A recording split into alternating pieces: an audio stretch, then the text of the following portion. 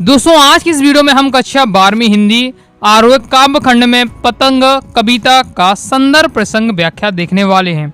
चलिए स्टार्ट कर लेते हैं। पहले इस चैप्टर के हम बारे में जान लेते हैं कि इस कविता में हमारे किस टॉपिक की बात होने वाली है। तो पतंग कविता में शरद ऋतु की चमक और बाल मन की उमंग का सुंदर चित्रण किया हुआ है। भादों की धारासार बरसते मौसम के बाद शरद ऋतु आई। प्रकृति में चमकीली धूप और उमंग छा गई। बच्चे पतंग उड़ाने चले हैं। मौसम साफ हो गया है, आकाश मुलायम हो गया है और पतंगे क्या हैं उड़ने लगी हैं। तो कविता में कवि ने क्या है शरद ऋतु का थोड़ा वर्णन किया है। साथ ही शरद ऋतु के बाद आपका दिसंबर जनवरी में क्या है आप जानते हैं पतंगे उड़ने लगती हैं, तो उसका भी क्या है कवि ने इस कविता में बताया है। तो ये पतंग कविता इस प्रकार से आपकी दी हुई है, बुक में आप देख सकते हैं। ओके, तो अब मैं आपको किस प्रकार से समझाने वाला हूँ संदर्भ प्रसंग व्याख्या। तो हम क्या करेंगे 3 से 4 लाइन ले लेके एक काव्यांश बनाएंगे और फिर उसका क्या है संदर्भ प्रसंग व्याख्या समझेंगे। चलिए स्टार्ट कर लेते हैं। तो संदर्भ क्या रहने वाला है, तो आपके इन सभी पंक्तियों के लिए संदर्भ तो आपका एक ही रहने वाला है कि प्रस्तुत काव्यांश हमारी पाठ्य पुस्तक आरोह भाग 2 में संकलित कवि आलोक धनवा के कविता संग्रह दुनिया रोज बनती है कि पतंग शीर्षक कविता से लिया गया है। इस प्रकार से आपका संदर्भ हो जाता है। संदर्भ में क्या बताना पड़ता है कि जो भी दोस्तों आपकी जो कविता है ओके वह किस शीर्षक से ली गई है और आपकी बुक में कौन से शीर्षक से ली गई है, मतलब यानी कौन से चैप्टर से ली गई है और उसके रचयिता कौन है, ये आपको बताना पड़ता है। ये पॉइंट आपको जरूर याद रखना है। वस्तुनिष्ठ में कई बार एक क्वेश्चन आ चुका है कि जो पतंग आपकी कविता ली गई है ये किस संग्रह से ली गई, किस कविता संग्रह से ली गई है। तो आलोक धनवा जी का जो कविता संग्रह दुनिया रोज बनती है इससे ली गई है। तो ये आपको पॉइंट जरूर याद रखना है। चलिए स्टार्ट कर लेते हैं। सबसे तेज बौछारें गईं, भादो गया सवेरा हुआ, खरगोश की आंखों जैसा लाल सवेरा। प्रसंग क्या रहने वाला है, इस काव्यांश में कवि वर्षा के बाद की शरद कालीन प्रकृति का वर्णन करते हुए पतंग उड़ाने वाले छोटे बच्चों की उमंग, आशा और साहस का वर्णन करते हैं। व्याख्या रहने वाली है, भादो का महीना बीता, इस महीने में बहुत ही तेजी से बारिश हुई। बारिश के बाद अब क्या है शरद ऋतु आई। वर्षा ऋतु के बाद कौन सी ऋतु आती है, शरद ऋतु आती है। तो कभी क्या बताते हैं भादो का महीना बीत गया है, भादो का महीने में बरसात बहुत तेजी से हुई है और उस महीने के बीतने के बाद अब कौन सा ऋतु आ गया, शरद ऋतु आ गया है। यह ऋतु इतनी उजली थी मानो अंधेरे के बाद सवेरा हो गया हो। शरद का सवेरा खरगोश की आंखों जैसा लाल भूरा था। जिस प्रकार के खरगोश की आंखें लाल भूरे रंग की होती हैं, इसी प्रकार से जो शरद का सवेरा हुआ वो भी एकदम क्या है लाल रंग का दिखाई दे रहा था। आगे देख लेते हैं। और इस कविता में बहुत ज़्यादा सिंपल है लाइनों का प्रयोग किया गया है। बिल्कुल सिंपल लाइनें लिखी हुई हैं जिसका अर्थ आपको देखते ही समझ में आ जाएगा, कुछ ज़्यादा डिफिकल्ट नहीं है। ओके, शरद आया पुलों को पार करते हुए, अपनी नई चमकीली साइकिल तेज चलाते हुए, घंटी बजाते हुए जोर जोर से, चमकीले इशारों से बुलाते हुए। तो इसमें इस काव्यांश में कवि ने क्या है बिंब विधान का बहुत अच्छा प्रयोग किया है। मैंने दोस्तों आपको क्या है व्याकरण में एमपी बोर्ड एग्जाम के सिलेबस में भी है बिंब विधान, और मैंने आपको व्याकरण के सेक्शन में मैंने आपको बिंब विधान पढ़ा दिया है। तो हिंदी ग्रामर की प्लेलिस्ट से जाकर क्या है क्रम से तैयारी कर लीजिएगा। तो बिंब विधान क्या होता है उसको अच्छे से समझ लीजिएगा। तो ये इन पंक्तियों में बिंब विधान का कवि ने अच्छा प्रयोग किया है। विशेष में आप लिख सकते हैं, विशेष में आपको लास्ट में एक साथ बता दूंगा। ओके, व्याख्या देख लेते हैं। प्रसंग की बात करें तो प्रसंग जो मैं आपको पहले ही बता चुका हूं वही आपका रहने वाला है इन सभी पंक्तियों के लिए, इसलिए मैंने रिपीट नहीं किया है। व्याख्या देख लेते हैं। यहाँ शरद की तुलना साइकिल चलाने वाले बालक से की गई है। मतलब शरद को क्या है एक मानवीकरण किया गया है। यहाँ मानवीकरण किया गया है। मानवीकरण क्या कहलाता है, अगर प्रकृति को हम क्या है मानवता दिखाते हैं, प्रकृति के अंदर क्या है जीवंतता दिखा रहे हैं, वो हमारा मानवीकरण अलंकार होता है। आई होप दोस्तों आपने मानवीकरण अलंकार पढ़ा होगा। मानवीकरण अलंकार में क्या होता है कि प्रकृति को एकदम जीवन की तरह दिखाया जाता है, कि जीवित व्यक्ति की तरह दिखाया जाता है। प्रकृति में भी क्या है कभी जान डाल देता है। तो यहाँ जो शरद ऋतु है, शरद ऋतु को एक बालक की तरह बताया जा रहा है कि शरद ऋतु को क्या है बालक की तरह बताया जा रहा है कि शरद ऋतु क्या है साइकिल चलाते हुए आ रहा है। ओके, और कभी शरद की सुबह भी मानवीकरण करते हुए बताता है, कभी ऐसा जान पड़ता है जैसे कोई अपनी चमकीली साइकिल को तेजी से चलाते हुए सबका ध्यान आकर्षित करना चाहता हो। कवि ने क्या बताया कि भादों का महीना गया जिसमें क्या है बरसात होती है, वर्षा ऋतु गई, अब क्या है शरद ऋतु आ रही है। तो शरद ऋतु ऐसे आ रहा है एकदम भागकर से साइकिल चलाते हुए आ रहा है और घंटी भी बजा रहा है। घंटी बजा रहा है, घंटी बजा कर क्या है लोगों का अपना ध्यान आकर्षित कर रहा है। इसमें यह बताया जा रहा है। नेक्स्ट है पतंग उड़ाने वाले बच्चों के झुंड को चमकीले इशारों से बुलाते हुए और आकाश को इतना मुलायम बनाते हुए कि पतंग ऊपर उड़ सके। व्याख्या रहेगी, चमकीली साइकिल चलाते हुए और उसकी घंटी बजाते हुए शरद की यह सुबह अपनी चमकीले इशारों से बच्चों के झुंड को बुला रही है। शरद को ऋतु को क्या है, बालक के रूप में यहाँ दिखाया जा रहा है। ओके, शरद ऋतु के बालक के रूप में दिखाया जा रहा है और बताया जा रहा है कि शरद ऋतु क्या है, चमकीली साइकिल में बैठकर आता है चलाते हुए, साथ ही घंटी बजाता है। घंटी बजाने से मतलब है कि वो क्या है, सबका अपनी ओर ध्यान आकर्षित कर रहा है। जो शरद ऋतु है, शरद ऋतु क्या है, सभी का ध्यान आकर्षित करने का प्रयास कर रही है घंटी बजाकर। साथ ही वो क्या है, बच्चों के झुंड को, बच्चों के ग्रुप को क्या है, बुला रही है।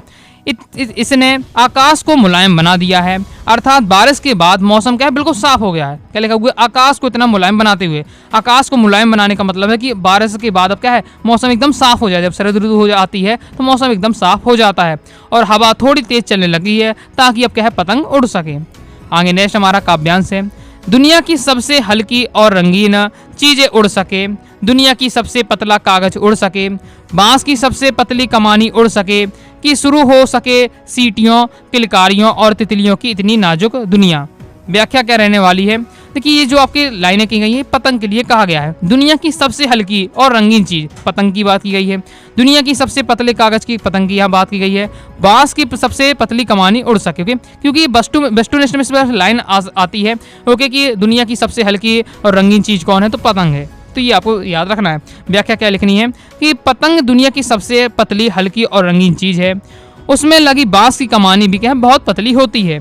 जब पतले कागज और कमानी से बनी पतंग आकाश में उड़ती है तो बच्चे क्या है, खुशी के मारे सीटियां बजाने लगते हैं।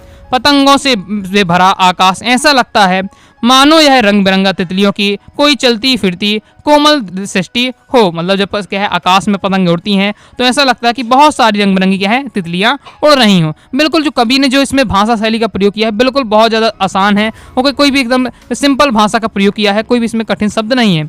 जन्म से ही वे अपने साथ लाते हैं कपास, पृथ्वी घूमती हुई आती है उनके बेचैन पैरों के पास, जब वे दौड़ते हैं बेसुध। प्रसंग देख लेते हैं। और पिछली वाली जो काव्यांश में प्रसंग नहीं बताया, तो एक बार मैंने प्रसंग जो आपको बता दिया है वही समय में क्या है, चलता आ रहा था। ओके, अब यहाँ आपका नया प्रसंग सेट हो रहा है। इस काव्यांश में कवि ने क्या है, बच्चों के कोमल एक उत्साहित मन तथा उनके शरीर में व्याप्त ऊर्जा और उत्साह का वर्णन किया है। मतलब काव्यांश में कवि ने कहा है बच्चों के क्या है, जो कोमल मन है और उनका जो उत्साह और ऊर्जा से भरा हुआ शरीर है उसकी बात की है। व्याख्या है, कवि कहता है कि बच्चे जो जन्म से ही अपने साथ कपास जैसी कोमल भावनाएं और लचीला शरीर लेकर आते हैं। काव्यांश में हमारा यहाँ क्या बताया जा रहा है कि जब बच्चे जन्म से ही वे अपने साथ लाते हैं कपास। तो कपास का क्या मतलब है, कपास का यहाँ मतलब है मुलायमता से। तो बच्चे हैं जो जन्म से साथ ही अपने क्या है, अपना कोमल भावनाएं लाते हैं, लचीला शरीर लाते हैं। न केवल उनकी भावनाएं स्वच्छ पवित्र कोमल होती हैं बल्कि उनका शरीर भी क्या है, सक्रियता से भी क्या है, देखने ही बनता है। मतलब क्या है, बहुत ऊर्जा युक्त होता है। उनके बेचैन चंचल पैरों को थमने रोकने की सुध भी नहीं रहती है। आगे नेक्स्ट है, छतों को भी नरम बनाते हुए, दिशाओं को मृदंग की तरह बजाते हुए। तो वे क्या करते हैं, जो बच्चे होते हैं कठोर छतों पर भी इस तरह दौड़ते हैं मानो वे बहुत कोमल हो। मतलब बच्चे होते हैं छत पर इस प्रकार से दौड़ लगाते हैं जैसे क्या है, छत बहुत ज़्यादा मुलायम हो। उनके नरम पैरों से छतें भी क्या है, नरम सी लगने लगती हैं।